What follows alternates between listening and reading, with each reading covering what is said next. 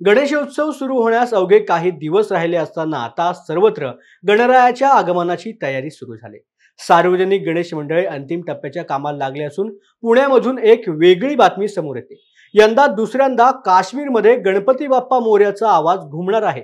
पुणे शहरामधील गणेशोत्सव साता समुद्रापार पोहोचलाय। मागच्या वर्षी जम्मू काश्मीरमध्ये 1.5 दिवसाचा सार्वजनिक गणेशोत्सव उत्साहात पार पडला। यंदा प्रथमच 5 दिवसांचे गणपती श्रीनगरमध्ये बसणार आहेत। आज पुण्यामध्ये पुनीत बालन ग्रुपतर्फे भाऊ रंगारी फराजखाना येथे मूर्ती प्रदान सोहळा हा पार पडला।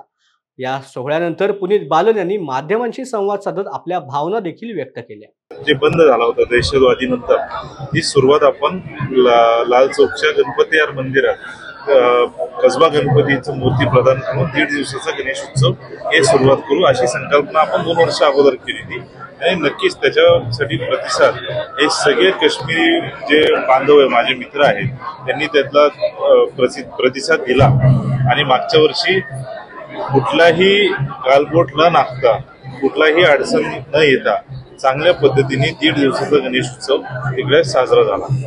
त्याच्यानंतर ह्या वर्षी परत त्यांच्याशी चर्चा झाल्यानंतर कारण पुण्याचा गणेशोत्सव हा फक्त आपल्या देशात नाही पण परदेशात पण होतो, तर आपलं काश्मीरमध्ये का नाही व्हावं हे महत्वाचा मुद्दा बघून यंदाचा गणेशोत्सव जे आहे फक्त श्रीनगरला केंद्र न ठेवता हा गणेशोत्सव कुपवाडा असेल, नॉर्थ काश्मीरमध्ये, साऊथ काश्मीरमध्ये, अनंतनाग असेल इकडे पण साजरा होणार आहे आणि श्रीनगरमध्ये पण गणपती यार मंदिरमध्ये 1.5 दिवसाचा गणेशोत्सव होईल, पण अनंतनाग आणि कुपवाडामध्ये 5 दिवसाचा गणेशोत्सव यंदाच्या वर्षी हे सगळे साजरा करणार आहे।